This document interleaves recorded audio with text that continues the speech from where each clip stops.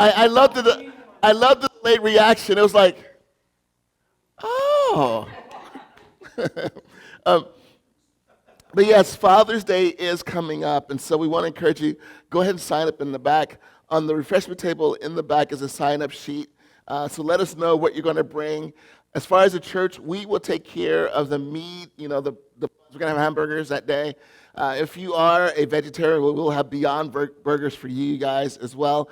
But we'll take care of the meat and all the other aspects. But if you can sign up for the other stuff, the other good stuff that we all like to eat, that would be fantastic and great for that as well. But as mentioned before, we are wrapping up our series on anxiety this week.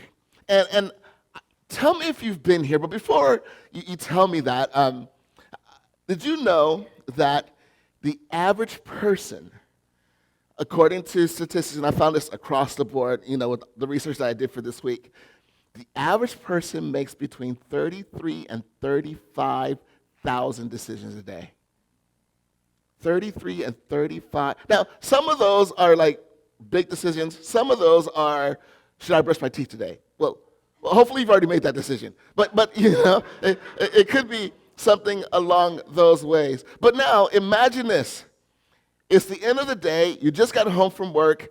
You've made 32,995 decisions for that day. And there's now another one that you have to make. And you sit down on your couch, you grab the remote, and you do what? Scroll, scroll, scroll, scroll. Because why? You can't find anything to watch, right? Somebody said worth watching. That's a good one too. But let me show you some statistics I found out this week that I thought was really interesting.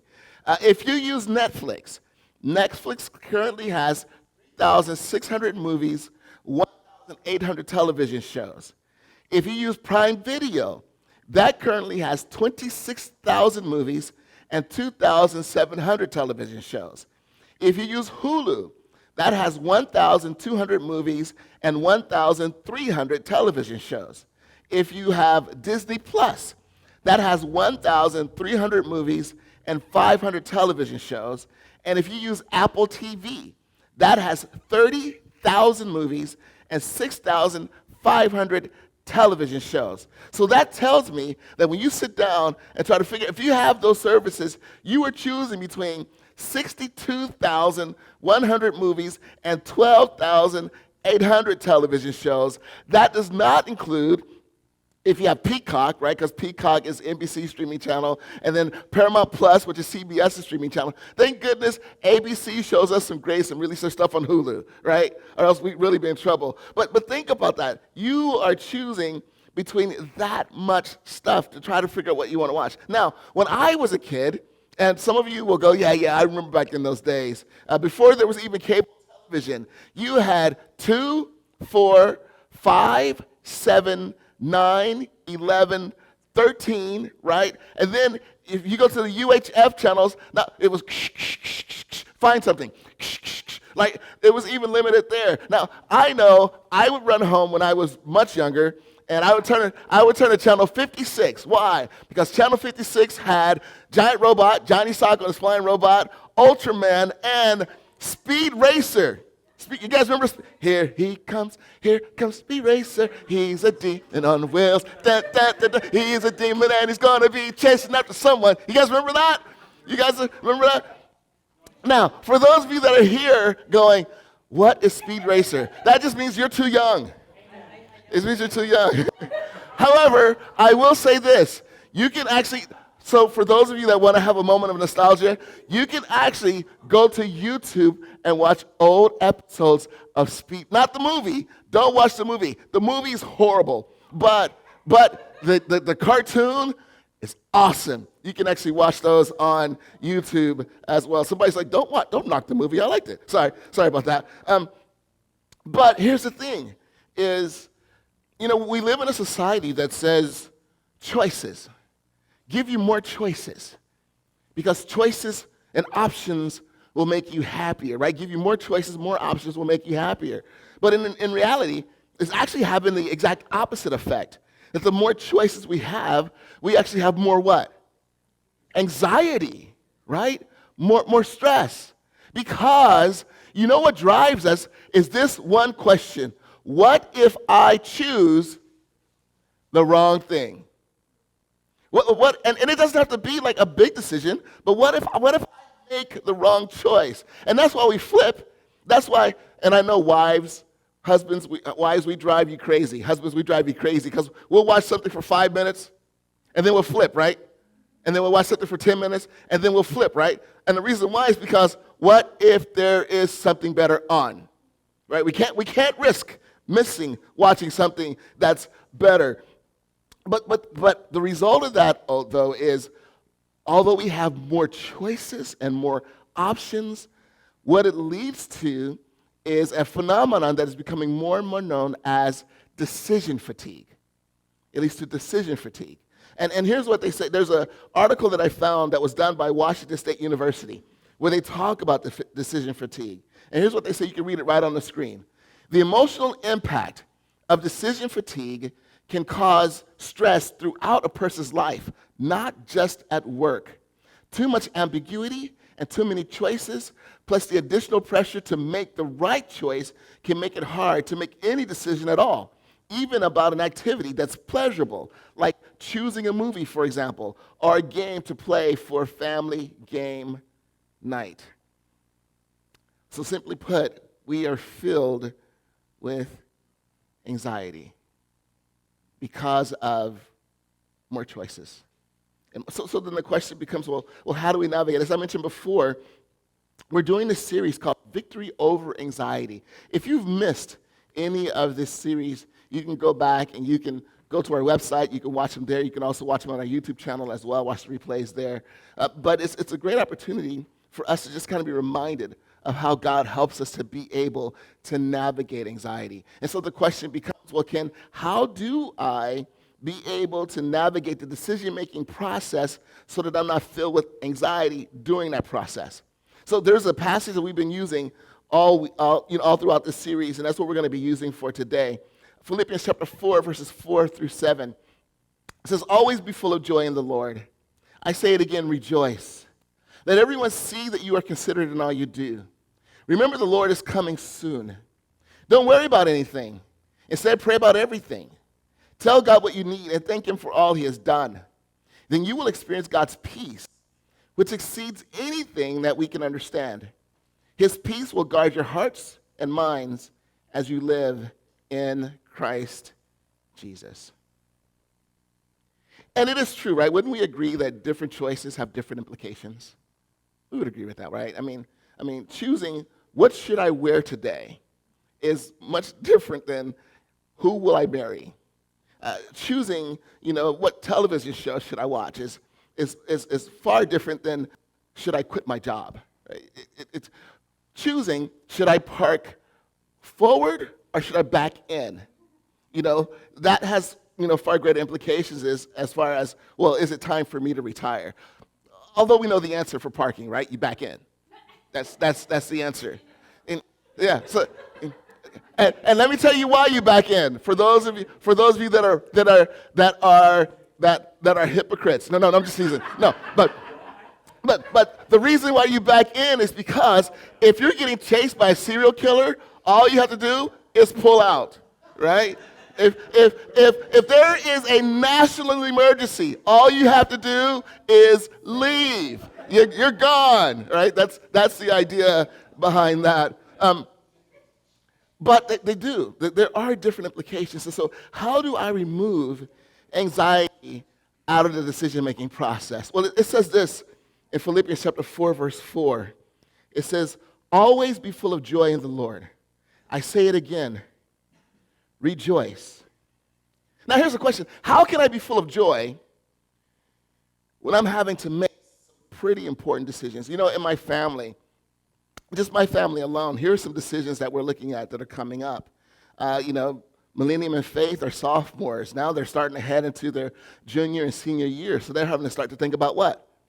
College. And and what college do they want to go to, or Millennium's trying to decide, do I want to go to college, or I want to join the military? Those are big decisions.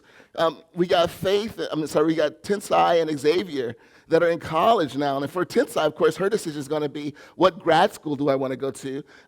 Because she's majoring in psychology. And Xavier, who knows what jobs may open for him? And so he has to decide, where do I want to work? Where will I be at? What company do I want to work for?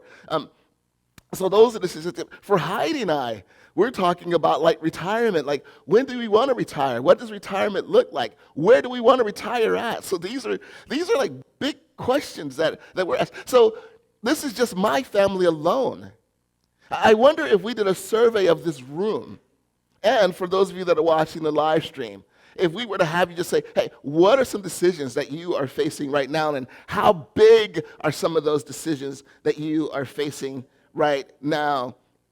Some of you are facing some big ones. Some of you are. So it says in this passage, and this is designed to help us with anxiety, it says, always be full of joy. Other versions translate that as rejoice in the Lord. And it says, again, I say rejoice. Now, how does rejoicing help us with decision making? Well, here's the thing. It's really interesting. The Greek word that is used for rejoice there is karo.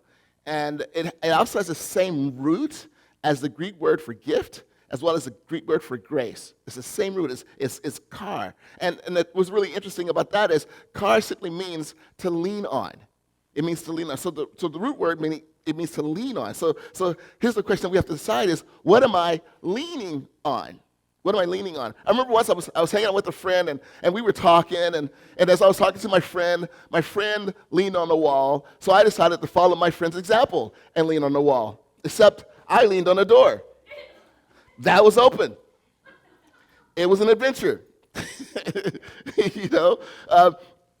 And so, the idea behind that is, what is it that we're leaning on? Are we leaning on God's grace? Because that's what rejoice really is about, is to remember that God's grace is with me. Why is that so important? Because many times we're afraid of making, what if I make the wrong decision to retire at a certain time? What if I make the wrong decision on, where should I work? What if I make the wrong decision on when should I move? So the idea of having God's grace with me is that no matter what decision I make, He is with me. That He's going to guide me through it.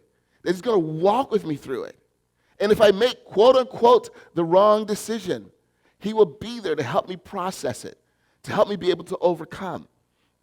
So it's important for us to begin to ask ourselves, what is it? What is it that I am leaning on? What is it that I'm leaning on?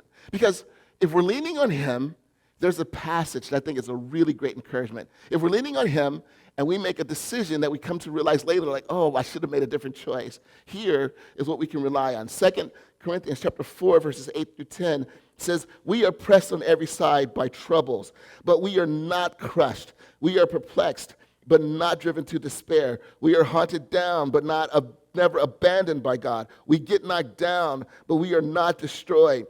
Through suffering, our bodies continue to share in the death of Jesus, so that the life of Jesus may also be seen in our bodies. I love that. I get knocked down, but I am not destroyed. Or I get knocked down, but I get up again. Nothing's ever going to keep me down, right? But we get knocked down. Those things happen. And so that becomes a challenge that we find ourselves wrestling with. But with God's grace, we're able to say, now this passage specifically is about persecution and how do we navigate that. But I think we could take it and apply it to the challenges that we face in our lives as well, that God is going to be there and that God is ultimately going to help us to be able to overcome. And although we've made a decision that we think, realize that this decision also could be an opportunity for God to show His power. This decision can also be an opportunity for God to show that He is a redemptive God. It could be an opportunity for God to say, look, here's your story, and I am still interwoven into your story. It's an opportunity to say, you know what, I made this decision, but God walked me through it, and this is how I was able to overcome. I made this decision, and it allowed me to grow in my faith. It allowed me to grow in my connection with God. And I made this decision, and the reality is, if I had not made this decision, I would not be where I'm at in my relationship with God the way that I am today. That's why we rejoice, because he's with us. He's with us. So what we're doing is, with each encouragement, we're going to ask ourselves a question. And so here's the question for this first one. Do my thoughts and feelings reveal that I am leaning on anxiety, or am I leaning on God? Let's look at my thoughts and my feelings. Where am I leaning? Philippians chapter 4, verse 5 says, let everyone see that you are considerate in all you do. Remember, the Lord is coming soon. You know, the thing about our decisions, they don't just affect us, do they? They don't. They affect people around us. And they also open the door for eternal impact as well. But let's be honest. If our lives are designed to bless, if we're real, when my life is a mess, I'm less likely to bless. Right? When my life is a mess, I am less likely to bless. I was driving this week with Faith, taking her to school, and we were on the 405, interchange where it connects with the 105, and sometimes that can back up with traffic. And you know the lane rule, right? You know the lane rule. With two lanes merge into one, you do the zipper rule. Remember this? You know the zipper rule, right? So one car goes and the other car slips in, then the next car goes and the next car slip in. So all the cars in front of me were doing the zipper rule. And so we get to the point, and now it's my turn to pull in. So I start to pull in, this car pulls up next to me. I was like, oh, that's okay. I pull up a little more, the gap opens, and they pull up again. And then the gap opens, and they pull up again. And I'll be honest, I didn't handle it very, very well. I didn't. I called the driver a name, and then I had to apologize to Faith for calling the driver. Like, Faith, I'm sorry, So Faith will tell you, my dad keeps it real. Like, he has his moments. And so I apologize. Like, I shouldn't have said that. I shouldn't have called this person that. But it was just one of those things. Like, I was just so irritated. So irritated. But then eventually I let them go, because if I didn't, they would have sideswiped me. And then, we would have had a whole different conversation. And then you might be hiring a new pastor. But it's one of those things that's important for us to realize that when we look at our decisions, one of the things that God does that helps to hopefully remove some of the anxiety from that decision is for us to also weigh out, how can I be a blessing to people with the decision that I make? Which decision will allow me to be the most blessing? And then when I begin to see that, it makes a significant difference. And so I also want to challenge us too, though. When our life is a mess, continue to bless. When our life is a mess, continue to bless. Continue to uplift the lives of those that are around me. And start looking at, rather than looking at our decisions and how it just impacts us, begin to look at this decision, and even if I make the wrong decision, God, how can you use this wrong decision to make eternal impact? Because you may do that. You may say, you know what? I made the wrong decision with the job choice that I made. I should have gone with the other job. But, since I've been here, I've been encouraging, I've been supportive, I've been uplifting, and as a result of that, people have a better idea of who Jesus is because of the way that I conducted myself at this, although I hate this job, but because of the way that I carried myself, people have a better idea of who Jesus is. So I've still been able to make an eternal impact with my life. So start looking at it from that perspective. So that brings us to the question for this one.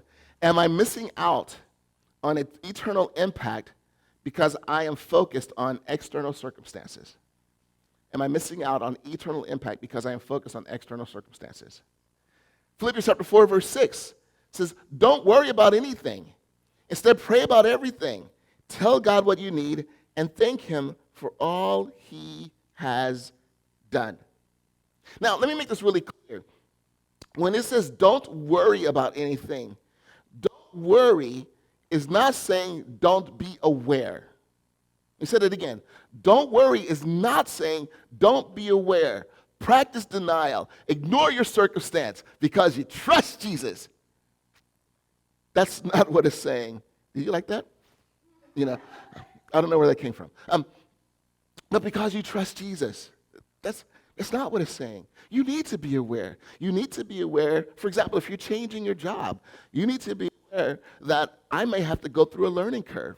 Be aware of that. You need to be aware that this may affect my finances. Your finances may be for the better. Your finances may be for the worse. Maybe you choose a job that you realize, look, I'm choosing this job because I'm realizing that my old job was just too, the commitment to that job, the expectations of that job was just too much, and it cost me with my time, with my family. So although I may be making less, I am gaining so much more because now of the time that I'm able to spend with my family, with the people that mean so much to me. So I'm able to gain that. So it's important to be aware because maybe in being aware, you may need to make some lifestyle changes because you're not making as much money as you used to. But at the end of the day, you're happier because you're able to go home and spend more time with them. But you need to be aware of that. So here's the difference. When does awareness become worry? When does awareness become worry? And it's simply by one thing. Am I consumed by it? Once I become consumed by it, now I begin to move from awareness to worry. When I am so consumed that it is all I think about, when I am so consumed that I can't sleep because of it, when I'm so consumed that it's interrupting my eating, when I'm so consumed that I become emotionally charged, those are the times where we can begin to look at, have I began to move from awareness into worry? And then what it does with that is it gives us some really great ideas in being able to move forward. It says, pray about everything. Talk to God about it. Going back to that article by Washington State University, they have some really great things to help you with decision fatigue, as well as the anxiety that comes from decision fatigue. And here are some suggestions that they made. They said, first of all, work with your body clock. Simply put, don't try to make big decisions when you're tired. Work with your body clock. Make sure it's the time when you're most awake, most aware. Also, it says, ask for input. Talk to people about it. Pray about everything. Talk to God about it. Ask for input. Then the other one, I like this as well. It says, don't overthink the small things. So literally what they were saying there is try to remove some of the choices that you have to make during your day. I saw this. I thought this was great. Did you know that when Barack Obama was president, he had a set of suits that he called his uniform? And so what he would do at night is he would lay one of those suits out, lay a shirt out, lay a tie out, and lay shoes out. So then in the morning, all we'd have to do is put on his uniform, one less decision. Because you know how we do. What should I wear? Nope. If you're like me, too small, too tight. Oh, I wish I could wear that still. But so he removed one. So maybe you go through and begin to think about what are some decisions that I can eliminate so that way I'm not struggling with decision fatigue as well. The other one that I thought was really great, it says avoid last-minute decisions. So simply put, start to become more proactive in your life as opposed to reactive. Because I'm working on this. Thank God my wife is patient. We made it 25 years, but I'm still a work in progress. And I tend to be more reactive as opposed to proactive. But as a result of that, what happens when we're that way is it causes us to make last-minute decisions. And when we make last-minute decisions, what does that increase? Anxiety, stress, worry.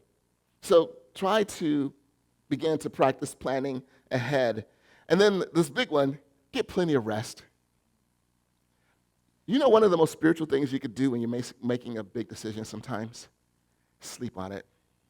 Sleep on it. And you can even tell your wife or your husband, I'm going to go and pray. And then you pray, and then you sleep, And I've said this before, sleep is a statement of faith. It really is. It's saying, God, I'm going to hand this over to you right now. and I'm just going to rest. And then the passage encourages us. It says, thank him for all he has done. Thank him for all he has done. Thank God for his mercy. Thank God for his goodness. Thank God for his kindness. Thank him for all he has done. And as you are going through your challenge, learn to become thankful even in the midst. Do you guys know what the antidote to worry is? You know what the antidote to worry is? It's gratitude. It's gratitude. So that's why it says give thanks for everything. Learn to thank him. And even learn how to, you know what, God, I made a terrible decision, but it could be worse. Thank you. Or how about this? God, thank you for the awareness that I made a bad decision. Because let me tell you, some people make decisions and they ain't aware how bad their decisions are. And it's funny, right? It is obvious to us. Like we look and we're like, why'd you make that choice? Right? So at least God, thank you that I'm aware that this is a bad decision. So now I can begin to take steps to move. But thank him. Thank him. God, you've been there for me in my past. You're going to be there for me now. You're going to be there for me in the future. Practice gratitude, even in the midst of concern and even in the midst of challenges and things that you're dealing with. So here's the next question. Have I crossed the line from being aware of challenges to being consumed by them? Have I crossed the line? And then Philippians chapter 4, verse 7, then you will experience God's peace, which exceeds anything we can understand. His peace will guard your hearts and minds as you live in Christ Jesus. Now, I want to emphasize this. This is really important. Peace is not the absence of conflict, trial, or hardship. It's not. Although it'd be nice, right? It'd be nice being on the beach, swimwear, in the sun, under an umbrella, having a Mai Tai. You know, I've never had one, but people always say that, you know. I did, and they're really delicious. But, you know, the thing is, it'd be great, but that's not peace. It is a moment that is peaceful. But and here, let me tell you why. I've seen it where people have had peace around them and still are a mess on the inside. Right? Right? I've also seen it, though, where it is a mess around them, but they are at peace internally. Internally. So I want to encourage you to begin to pursue that peace. And remember, peace is never about what's happening around me. I can have peace in me no matter what happens around me. So now here's the question. Well, Ken, that's great, fantastic, thank you. Woo. But what is peace then, and how do I find it? Let me tell you, you know where peace starts at? Peace starts at being at peace with God.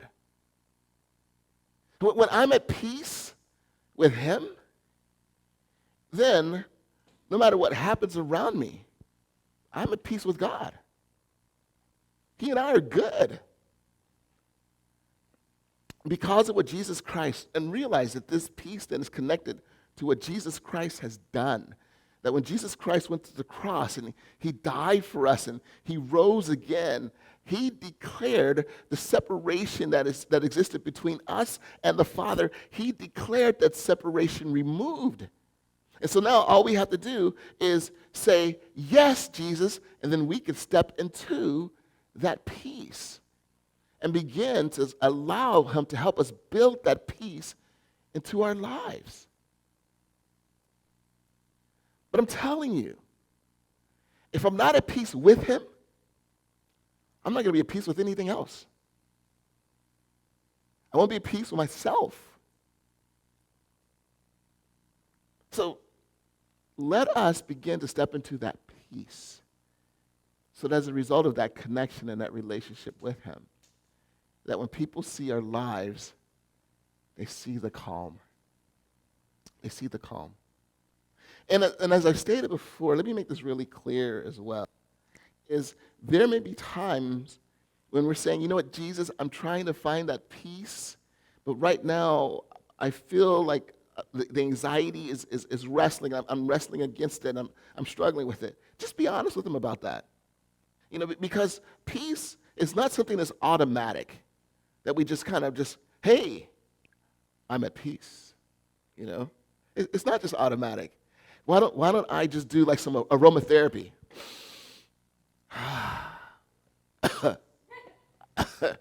You know, it's not automatic. Peace is something that I have to pursue in him and in my relationship with him. And the more that I pursue that peace, the more that I grow in my relationship with him, the more that I grow in that trust, the more I grow in that dependence, and the more I get to a place where I'm at peace in my life. So if there is that struggle that's going on, that's okay. You're just being human. Just be honest with them. Be honest with yourself. I'm struggling right now. So God, I'm going to come before you. And that's where we can find peace, is where we're honest and we bring the struggle with him. God, remind me of the truth. Remind me that you love me. Remind me that you have forgiven me. Remind me that you accept me. Remind me that I am your son. Remind me that I'm your daughter. Remind me. And remind me that you are walking with me through this. That's what opens the door for us to begin to experience peace in our lives. And so with that, it brings us back to our last question for the day. Am I missing peace in me because I'm focused on the conflict around me? Am I missing peace in me because I'm focused on the conflict around me? Now, here at Encounter, based upon our core values, one of the things that we desire to do is to help us love God, love others, and love ourselves. It's one of the things that Jesus, it's called the Great Commandment. And here at Encounter, we say love up, love out, love in. And we finish every message, with that. And with that in mind, you could take one of these principles or all of these principles and look at how you can apply them to your life. But in loving up, loving God, the most important thing, seek to be right with God. Seek to be right with him. Seek to be right with him. And here's the beauty of that. It's like when a proposal is made, right? The proposal is made, all the other person has to do is say what? Yes. So what God has done is God has gotten down on his knees and he has made the proposal. Will you choose to be with me? And it's up to us to say, yes. Yes. So realizing that in seeking him, here's the important thing. Realizing in seeking him, he's already sought you. And he's already made himself available to you. And when you seek him, you don't have to seek too far because he's already there. But it's up to you to be able to say yes to him. Next one, love out. Be a blessing no matter what happens around you. If we're going to love others, be a blessing no matter what happens around you. And that even means sometimes we may have to be a blessing to knuckleheads. Now, notice I said be a blessing, not a doormat. There is a difference. There is a difference. I can bless you and call you out on the mat in a loving way, right? But be a blessing. How can you uplift others? How can you encourage others? How can you support others? And then love in. Remind your anxious heart of the truth. I am made right with God. If you've chosen to say yes, you are made right with him. And so as a result of that, no matter what happens around you, you can be at peace. If you made the wrong decision, you can be at peace. If you made a decision where everything begins to fall apart, you can be at peace. Because here's the most important thing. No matter what happens around you, it will never change your eternal destiny if you have said yes to him. Never. That's why I can be at peace. That's why I can be at peace.